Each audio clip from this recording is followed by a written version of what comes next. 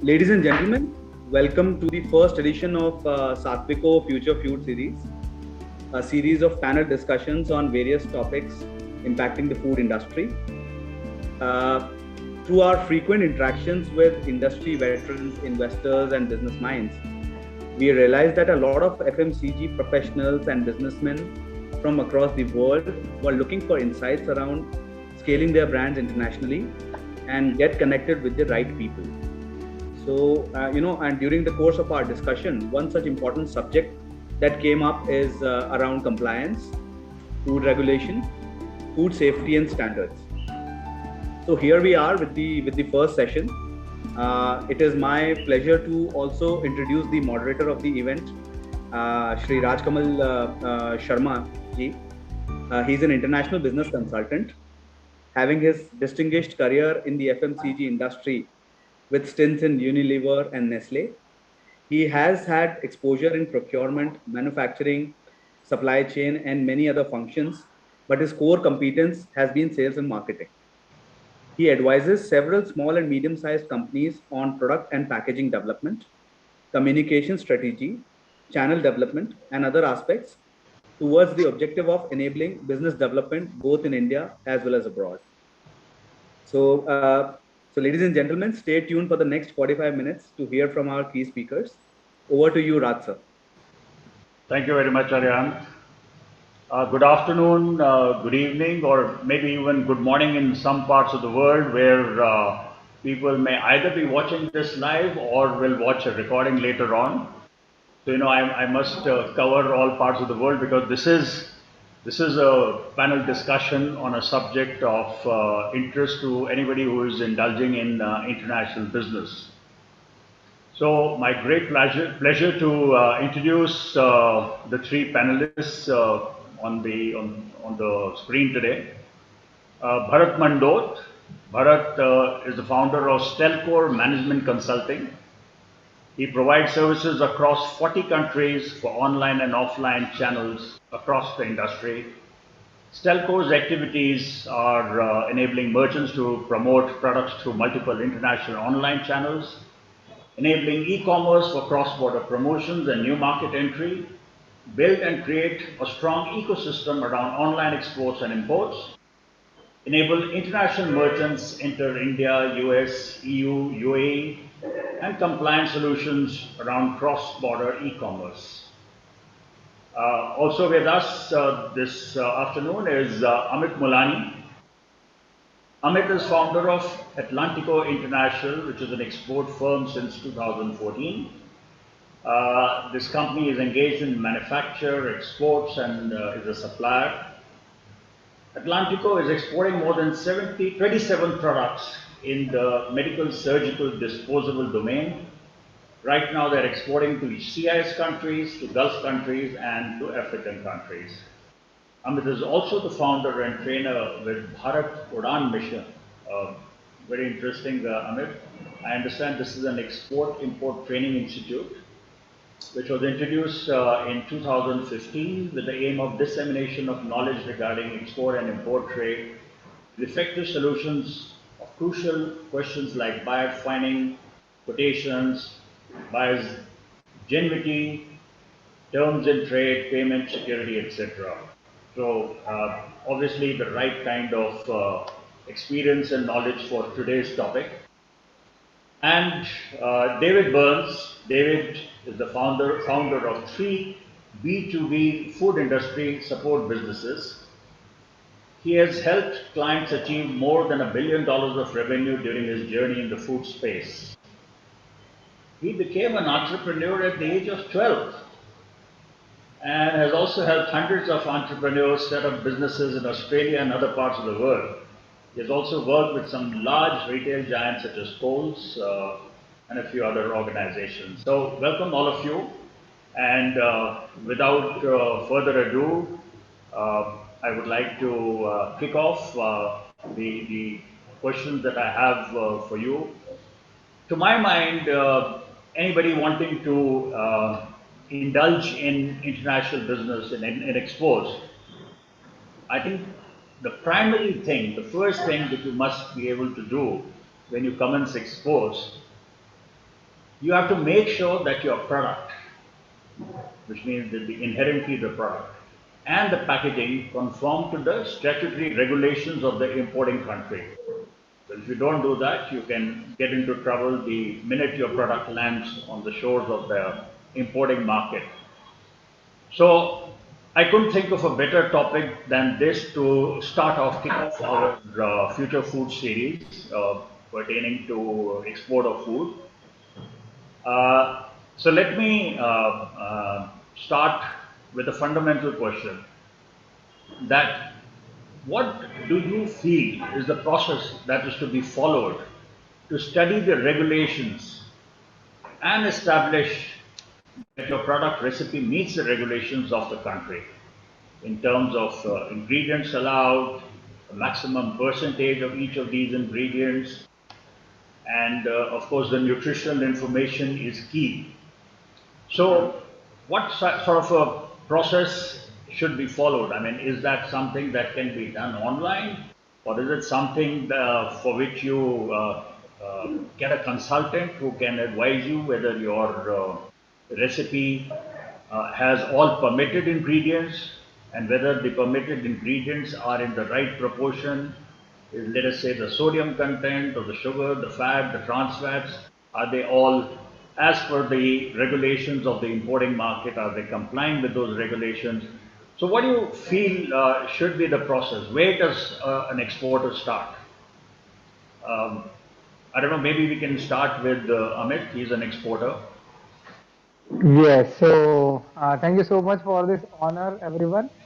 Satviko, and definitely since last 2.5 year we are dealing with the beverage kind of the product, which is made from the chocolate, and it is a chocolate drink. So right now we are exporting into the Gulf country, and yes, uh, when we are talking about the regulations and knowledge about that, definitely the first and foremost things, we have to connect with the food consultant in the foreign country where we are targeting our product. This is the very important thing, that in importing country, when you are connecting to the food consultant, they will guide you better that which kind of the ingredient would be there and what kind of the packaging materials you have to use, and etc. The second thing is, we can use the Indian embassy to connect particularly kind of agencies in the foreign country, so they can guide us regarding their requirement and the regulation. And also exporters can contact to the we can say kind of suppliers as a competitors who are already dealing in this kind of the product, so what exactly they are doing, and they are using compliances to do export of their product. We can get the idea from that, and we can be prepared about it. So I think there are several resources, but these are the three important things we can focus. So you are not in favor of having an in-house resource who would do the check of the regulations or of compliance.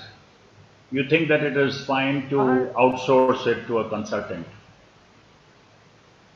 Definitely, Mr. Raj. What I'm thinking is that when this kind of the services easily available in the market, I think it is better to connect them because they are professional of this thing, and when they will going to guide you, they will perfectly guide you. So definitely, when we have connected the professionals for the our product, I think whatever we have thought about it and what they have guided, it is very different, and we found that whatever they have said us, it is perfectly as per the market and as per the requirement. Okay, I'll come back to you on what I think is the ticklish issue here. But let's move on to David, and I want to come to Bharat last because Bharat, in fact, provides these services on consulting as far as the regulations are concerned.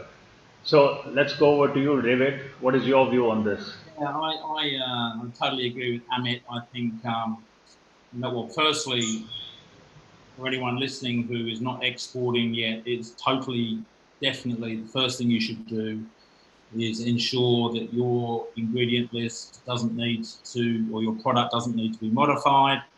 I have had experience, I've knowledge of brands who have, been trying to enter China and exhibiting at trade shows without the knowledge that, and this was a hemp hemp product, that hemp is prohibited in China. So you can waste a lot of time and a lot of money if you don't find that out first. And yeah, I totally agree. So the obvious thing to do is to get help in the market that you're looking to export to, whether that's government body, like in Australia, that's Austrade, for example, a consultant, or a labelling product consultant, or even a distributor, or even a good retailer. They're the ones that are going to illustrate to you what needs to happen to your product, if anything, for it to be able to be sold in that country. Yes, it's very, very important. And then obviously, the brand owner and the manufacturer in the exporting country is still responsible, obviously. But ultimately, and as Annette said, getting some like products that are similar to yours, get photos of that product so you can be assured that, other people in the market are selling similar products to yours to give you that extra assurance, for sure. Yeah. No, I think this is interesting what you said. In fact, if you had not said it, I was going to ask myself that ultimately it's the brand owner, it's ultimately the manufacturer who is responsible. So even though you may entrust this responsibility of doing a compliance check on a consultant, but the manufacturer exporter has to be doubly sure, because it's their neck on the block. It's their brand that's going to get bad publicity if there is anything found wrong. I think this is a good cue to bring on Bharat, who's a consultant, and therefore would be very happy to hear everybody say that yes, we have to go to a consultant to do a check. But I want to hear from Bharat as to what happens. I mean, yes, first of all, the whole process, and then what happens if the importing market finds something which is not compliant, and is it a greater responsibility of the importer or of the exporter to do the compliance check? Bharat, over to you. Okay. So, like, first of all, I am thankful to Satwiko to just provide this opportunity here. And like as you mentioned, like how. So, first of all, it is the importer's business, or you can say like, so they are solely responsible for any such kind of things.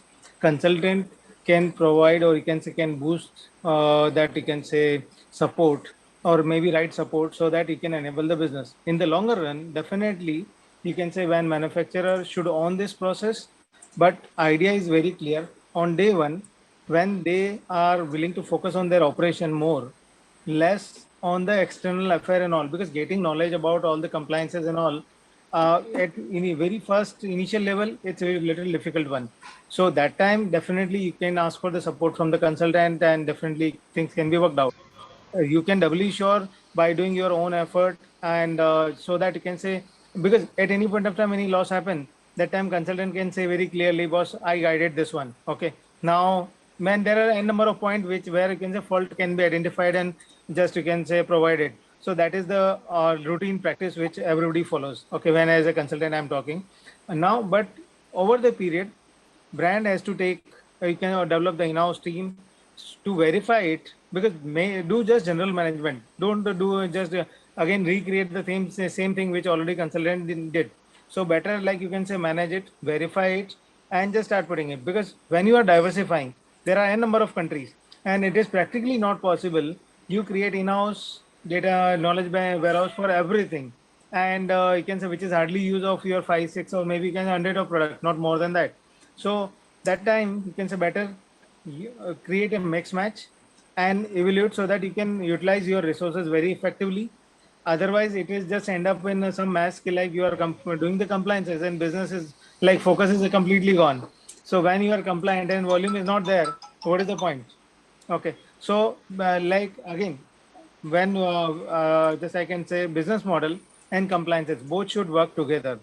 So how you should plan your business and how much weightage you have to provide to even external consultant, or you can say creating in-house team. It's you can say make versus buy kind of decision, cost benefit or whatsoever you can say, and what is your priority at this point of time. that is going to matter a lot. Okay, I think so it's interesting. Yeah, sorry, carry on. yeah, so that way you can say, like always you can create a right mix match, so that you will means if your margins are positive, then everything is possible. If you are not cash positive, then you can say what you do compliances, and after that you are making losses. What is the point? So first it should make business sense, and we all know as and when we started business, that time when very first few transactions there will be you can say like calls which you have to take. Like many times people come to us and say, sir, this is the label you suggested. We don't want to change it. So definitely you don't want to change it, but when I legal point of view, I can say you have to do it. Otherwise, I cannot take responsibility. But same time, we give them the history. In custom, things are not going to get stuck, even if you are putting the stickers and all. So, but there is a business call which they are taking.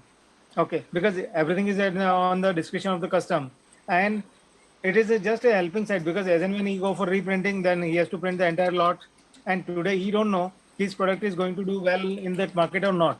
So it is the mix of the call which they need to take care of. And second thing, transparently, if you follow the advice and you just declare all the fact whatever is available or related to product, then 99% time things will not go wrong, because underlying is the quality. Your label and all other things will be maybe one time kind of things, but if your quality is good, and your you can say like in terms of global market, quality is going to make a lot of difference as compared to like what price point, what compliances you follow or not. Means when quality is good, your MSDS is always right, and nobody can challenge that, because you have all the proofs in hand. So I think a very interesting lesson, which of course I've always believed in, that a good packaging design can sell your product once, but it's Yes. eventually the quality of the product that will ensure repeat purchase. So do not try to let one be more overbearing than the other. And the other interesting thing, Bharat, that you have said is that it's not one or the other, that either you have an in-house resource or you have an external consultant. You have to have a combination of the two. You have to have somebody in-house who can do the, let us say, the double check, because even though the client may ask you to certify, but I don't know whether you would indemnify the client in case anything goes wrong. Does any client ask you to indemnify that in case there is a lawsuit or not because of an incorrect product or incorrect packaging? You have to take the responsibility, and if they ask for that, will you give it? So definitely in that case, yes, but he has to do complete changes, whatever we are suggesting it. Then only we can take. But practically on day one, complete changes are practically not possible.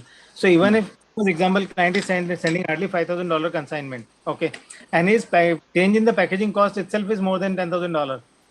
He is not going to take that call. He is going to say like, I'm going to put a sticker only. Okay. So legal part is different and business part is different. So when you take the legal advice, which is one fine part. So by this legal advice, you are taking, you can say, a kind of calculated risk. I can say that way. Differently. Okay. So calculated risk means maximum loss. If something goes wrong, your consignment, you have to opt for destroy. Okay. That is the maximum risk you are carrying. But if you are just saying like my business and legal both should be in my favor when I'm not following the things also. So practically answer is that like in that case, business as a business, you have to take call.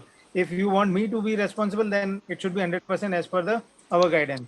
And No, undoubtedly, if you have given a certain advice, it is mandatory on the customer or the client to follow them. Otherwise, you cannot take the responsibility. But yeah, there are two aspects. You mentioned that you can put a sticker and get away. Now, that could be only with, as far as the packaging regulations are concerned, or the declarations on the packaging. And do you also advise on the food regulation itself? And because we are talking about food here, I'm focusing yeah. on that the food, the ingredients and the whole composition meets the regulation. Do you also advise on that? Yeah. So in terms of just like negative list review, MSDS review that we provided. So as I mentioned to you, if MSDS is positive, or you can say it is from food point of view, it is like workable in that country. then definitely yes, you can export it. Some, and after that also, just example, some kind of component which you are using. So you conceptualize that particular product. Okay, custom can ask anything, and that time basic MSDS and all technicalities analyzed. Definitely, that time we need to justify. Example, some component which has drug. Okay, and you are using as an ingredient, but drug is a very minor part which even you are not aware. Your MSDS positive within that parameters and all, but still, if custom asks, then definitely answer need to be provided and it need to be done. So MSDS review and the review of ingredient. Ingredient review means it is more or less review of the negative list only, nothing more than that, or maybe limit, prescribed limit. So there are 3-4 parameters which we have to do it, and it's almost complete. And second thing, same time we are analyzing similar kind of product also in the market, so that you can say there should not be any issues, and pass custom trending. Okay, what kind of questions they can ask, so that client should be very much aware from day one. Okay, like what kind of things can be there, and he can make up his mind like I can give this answer or not, because sometimes people copy the product. Practically it happen. Okay, and they just copy the formula and put it as it is, and you can say like third party manufacturing is available, things are ready. Now if I ask any detail about the MSDS, like from where this product come from, then answer is not available. Then definitely you can say they cannot explain what they are just doing it. So in that case, nothing can be saved out. So MSDS, from you can say paper point of view, it can be reviewed, but technicalities and insight, everything that can be explained by the brand itself only. Okay, let me go back to Amit, who has been waiting patiently. So, Amit, is there anything that you want to add to this? He said that don't rely only on an external consultant. You must have in-house knowledge, and or at least build a resource over a period of time who can, make sure that the product and the packaging are meeting the requirements. Yes, In packaging definitely. I want to particularly, say, sorry Amit, just I'll add up this thing. In packaging yeah, particularly, please. all the statutory requirements that are there and their placement, you know, the placement of those requirements, how the nutritional information table must appear, what should be the font size, or sometimes, the net weight declaration must appear either the font size or the location of it. For instance, in USA, they insist that it has to be on the primary panel, and you must mention both in, let us say, grams and in ounces or pounds. So, what has been your practice on this? Yes, so Bharatji said rightly everything, because he is the consultant, and definitely, undoubtedly, there are thousands of products they have reviewed that.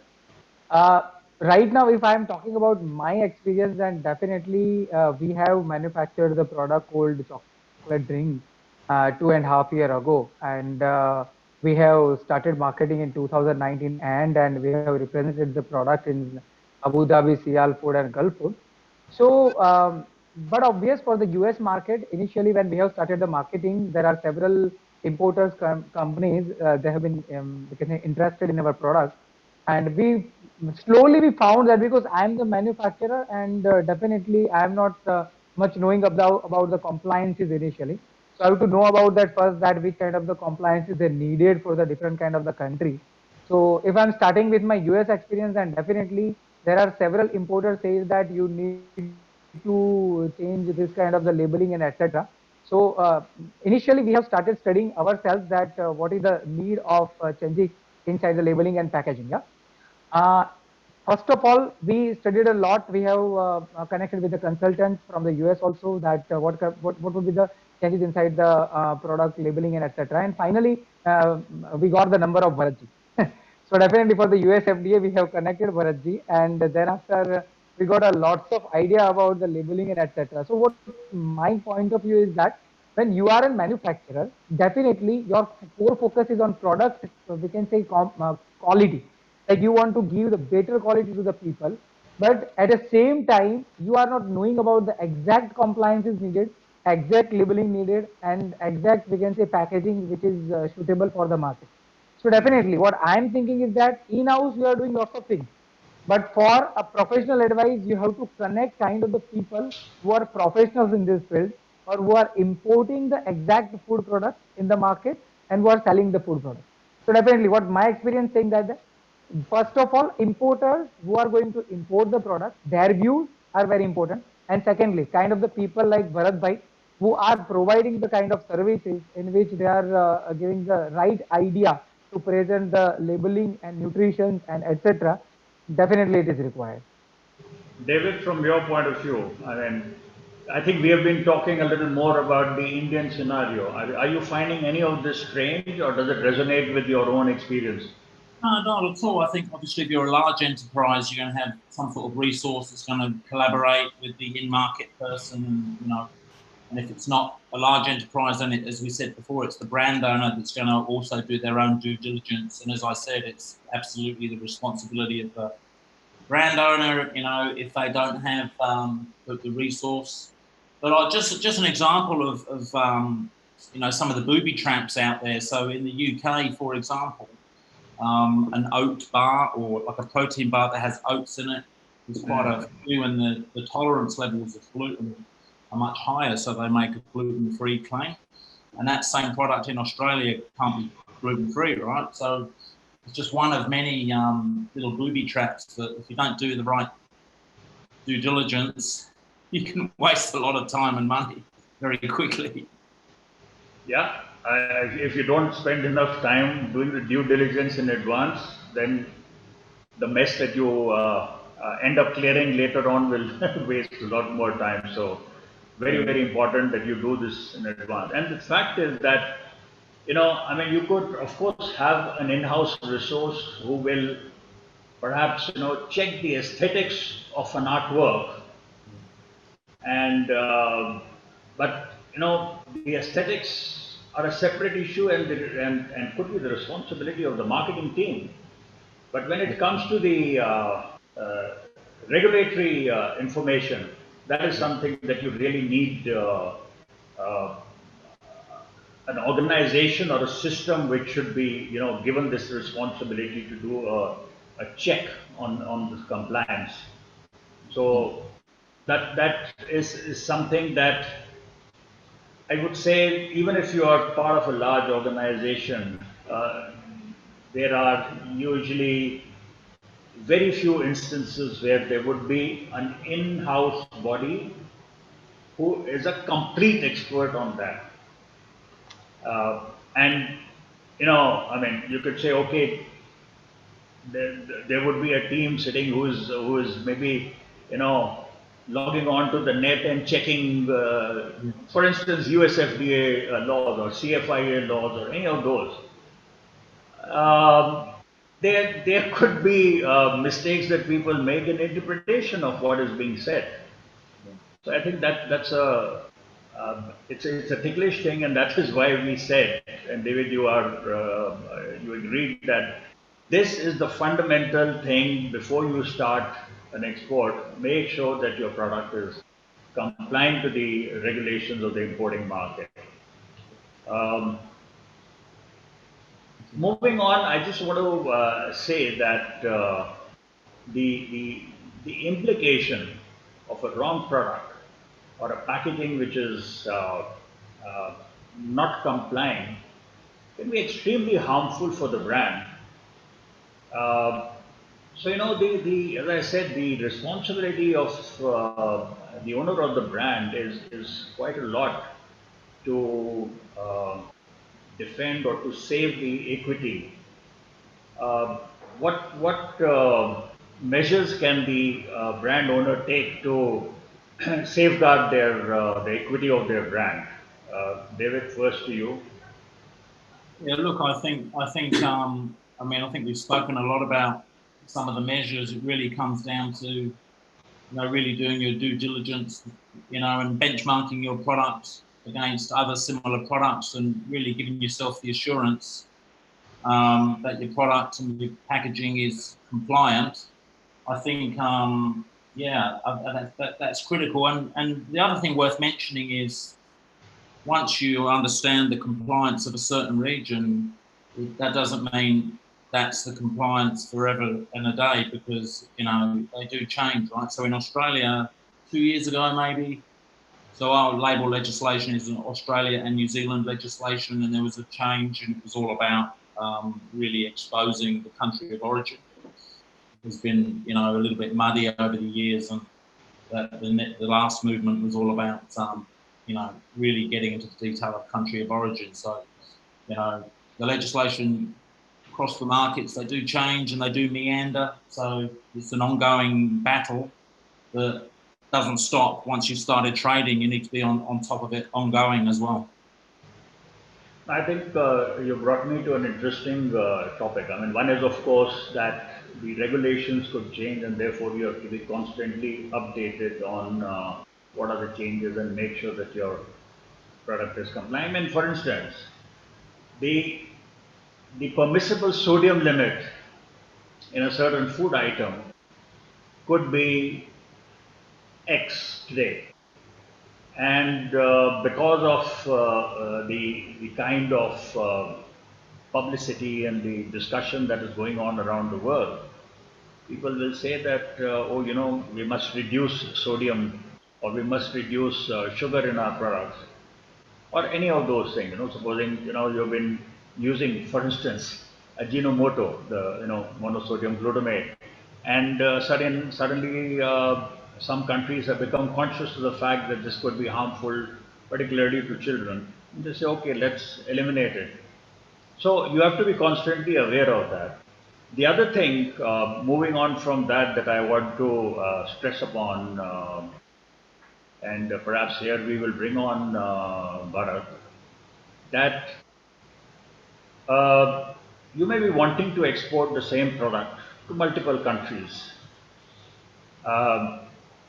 This could be multiple countries as far apart as US, Canada, or Australia, New Zealand. Well, actually, when we see the map, they see far apart, but if you look at the other side, across the Pacific Ocean, they are probably not that far apart.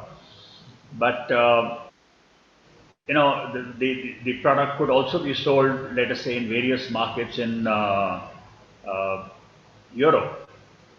And there are different languages, of course, spoken and written in these countries.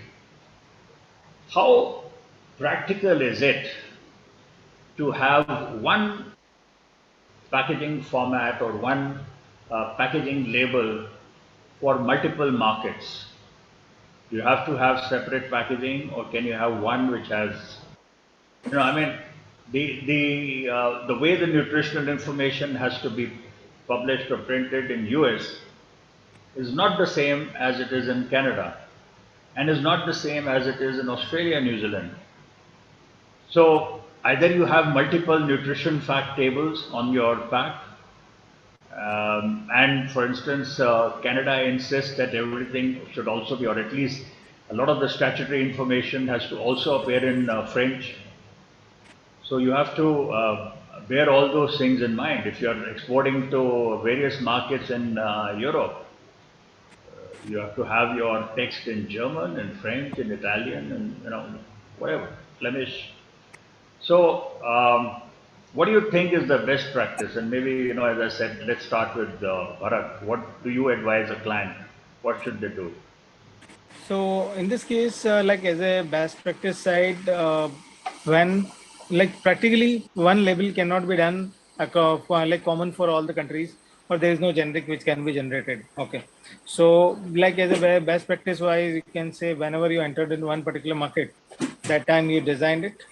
The moment you are diversifying further to another market, that time just you can say we have to take the common areas which can be the common one in both the labels, and they can do the reprinting, and the balance can be done stickering.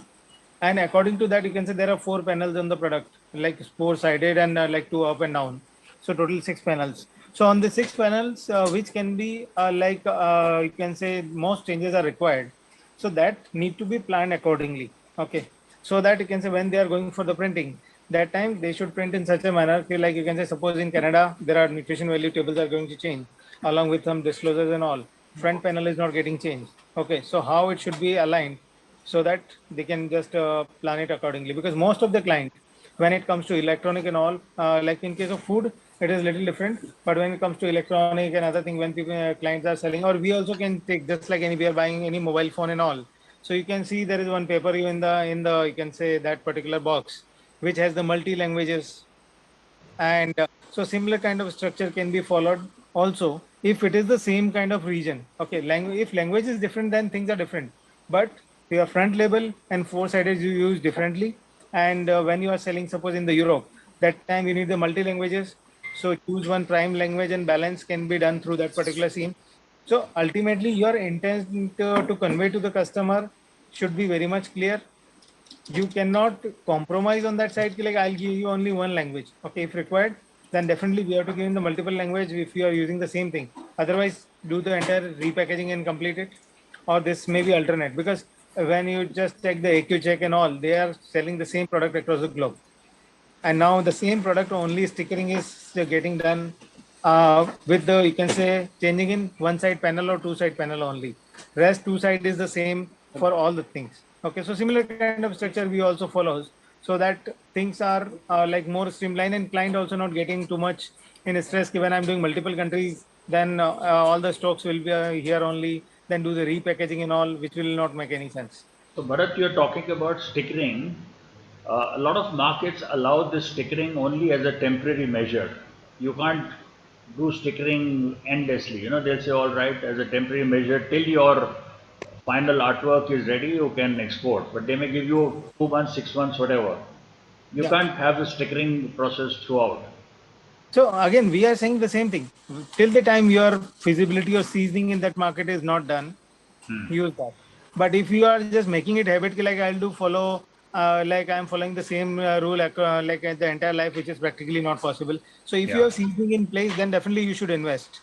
But that is the temporary period you can take always, and that is a business call. We are just mentioning it to you. Yeah. If you want to do a test marketing in any place, instead of going in with the final label, you can start with stickering, but Yes, and eventually that develop. that sticker also should be looks like part of the product. It should not be just against a part sticker. It should be one full side, so that Yeah. customer will not feel that this is a sticker. Because right now, whatever packaging we can see in the bottle and everywhere, it's more or less sticker print only. So same pattern you can remove and put there, but it should be looks like part of the product. It should not be like temporary one. Like so you are just remove something and all. So that way you have to do it. Okay, so tell me, and perhaps I can now go to David and Amit, that one thing is whatever has to be said, in terms of the different regulations in different markets on the label. But what about the product itself? I mean, there are some markets which have, let's say, requirement of a certain kind of, let us say, a stabilizer or a emulsifier or a preservative, and a different market will not allow that. Somebody will say, all right, sodium benzoate is okay for me. Another says, no, only sodium alginate is okay. What do you do when there are, because that then becomes very fundamental. Then your product itself, at the time of manufacture, has to change.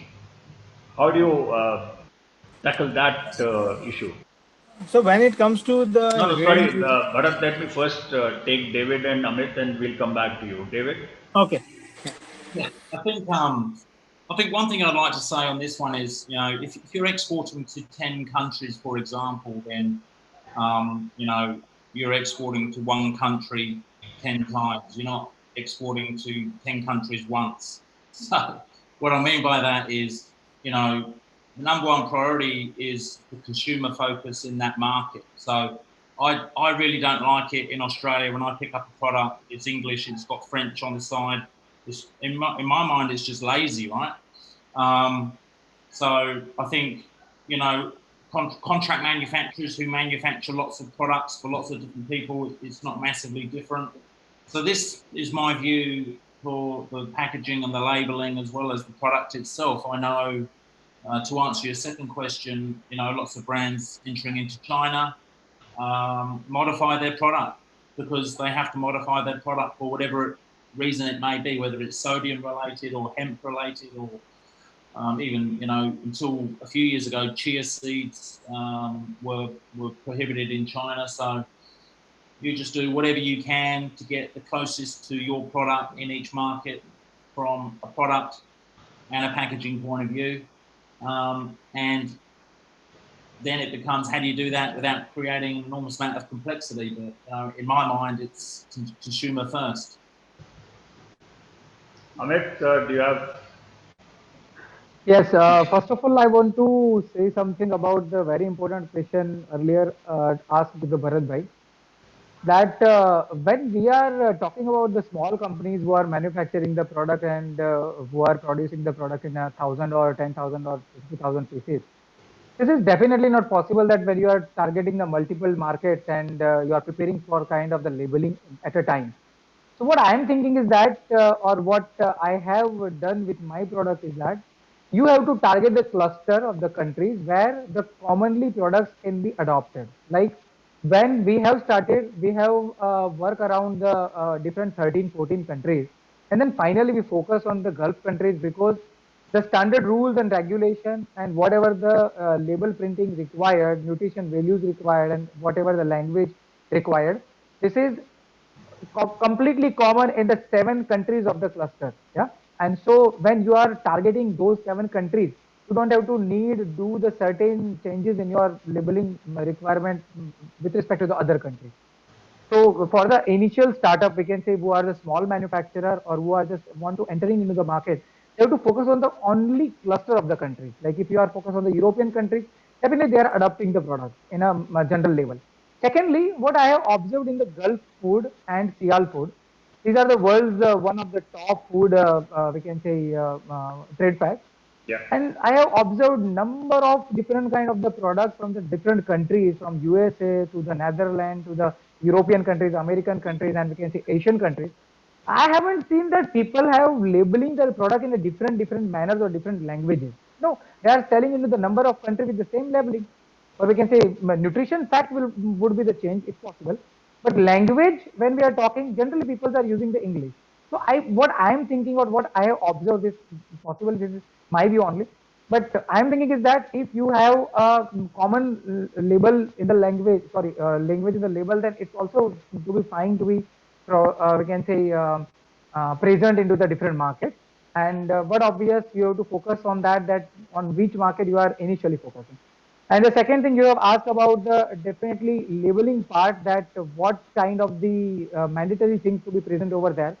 So, but obvious, once again, I want to tell that as Bharat Bhai told, when the specific labeling requires specific kind of the details inside, definitely you have to mention it. Otherwise, you cannot survive into the market. Like shelf life is needed, batch code is needed, expiry date is needed, then definitely you have to mention it.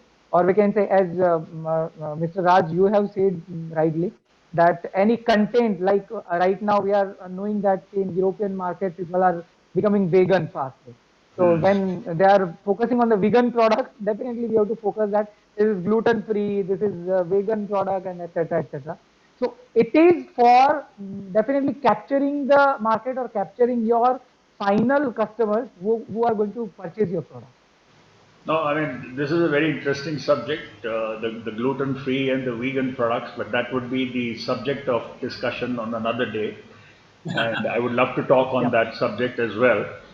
But, coming back to the label, you're right that the various West Asian markets have similar requirement, and you do require what is called an English Arabic label, which will of course not work if you are exporting to African markets, which will not work if you are exporting to CIS, where you are bound to have maybe the Cyrillic text, which works there.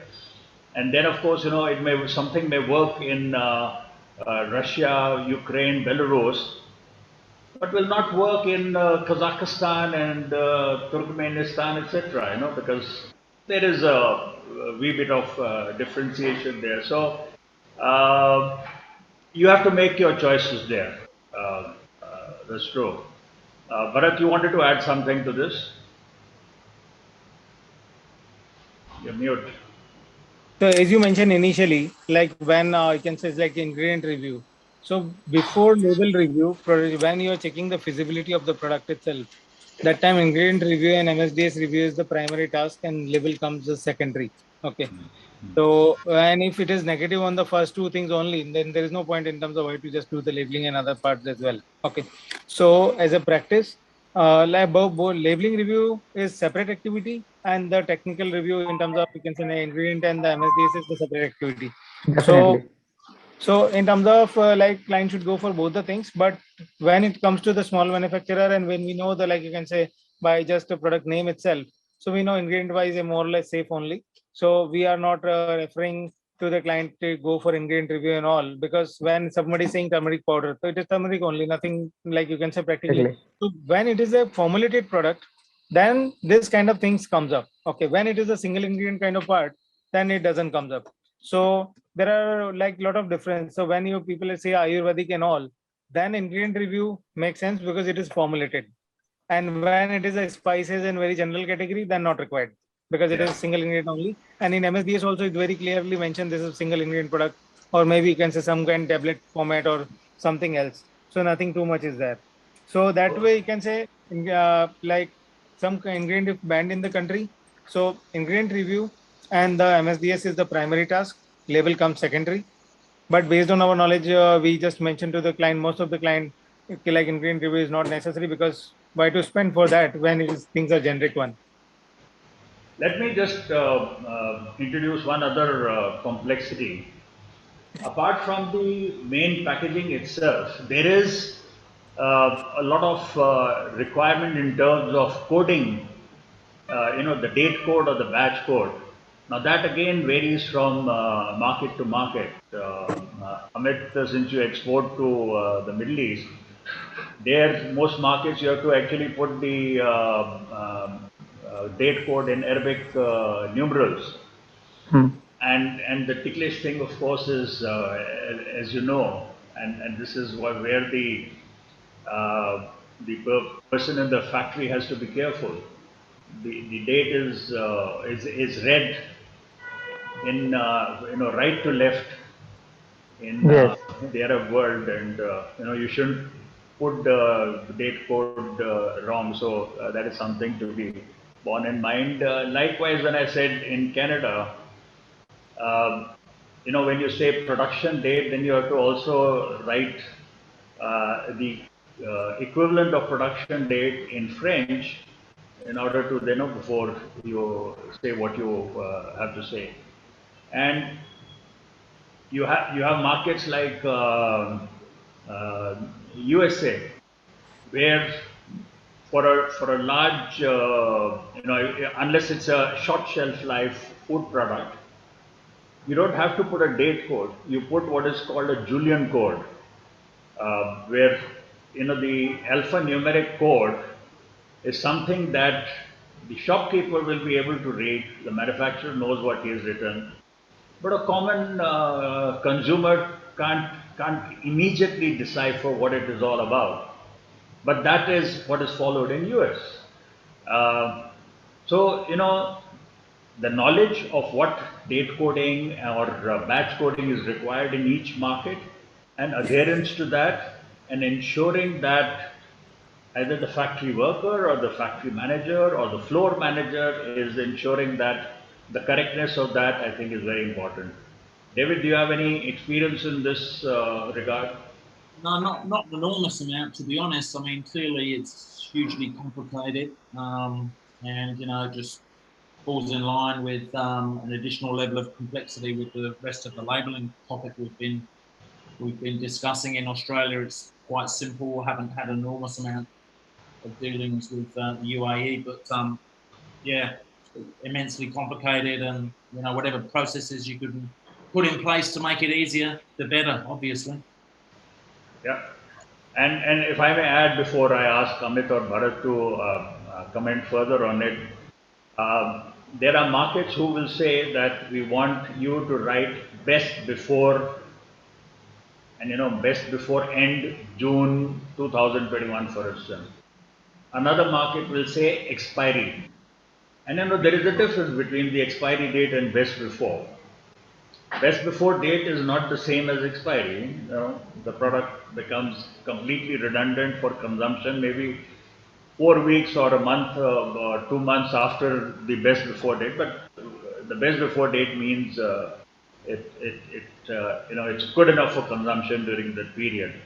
And then, of course, there are markets which have a requirement in terms of what is called RSL, remaining shelf life when it lands on the shores of their market. So, Bharat, what do you advise your clients on as far as the coding process is concerned? So, in terms of coding process side, definitely they have to follow. But like what we do when we do the label review, we just define the label review into three different categories. One is the critical. Without that, custom will not release that for any domestic distribution. Second one is you can say which is less critical one, and third one is a more or less optional kind of part. Less critical one they can implement in the second phase.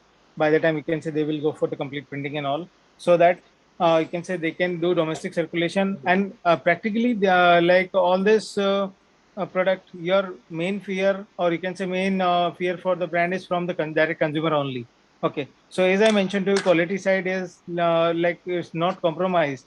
Then in terms of suppose a small manufacturer and he's not able to follow the code system and anything else, okay, practically, so then he can skip for the time being because it is not that much you can say impacting, or it is not the matter of you can say which is harming anyone on the personal note or which is going negative side. Okay, it is compulsory, but most of the time it is linked to the procurement policy of the buyer also, because if just example, suppose Walmart is buying something, then definitely all these things are very much necessary. And if brand is selling directly, sometime this can be skipped also.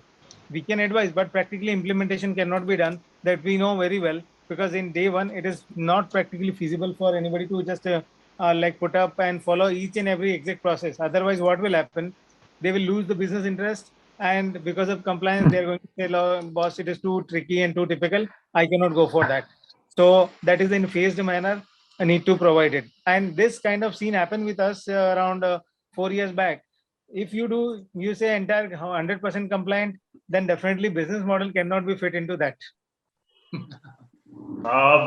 This is a subject which, as we said at the Yeah. beginning, extremely important, but also I'm talking about the overall subject that we are discussing today, but also something that we cannot, probably complete in a manner of 45, 50 minutes.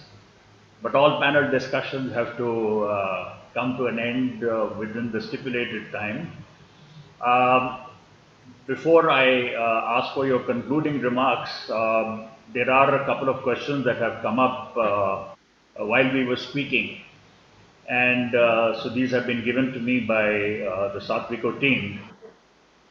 One of the questions is that at times there are certain registration or licenses which are specifically required for export products. How do you understand these prerequisites? And the reference here is, for exporting tea, we need a tea board license. For coffee, there's a coffee board license. For spices, there's a spice board license. So David, sorry, this is more India specific. I don't know if there are some such export license requirements in Australia also, but if you have, we say so. Yeah. Yeah, look, I think it's similar dialogue to what we had throughout the evening. I think it's get the requirement from the relevant government body or the relevant consultant in market. So in Australia, for example, we have biosecurity. So there's a process to go through to understand if a permit is required for a product. If it is, what type of permit. So again, I think it is different horses for courses with different products in different markets.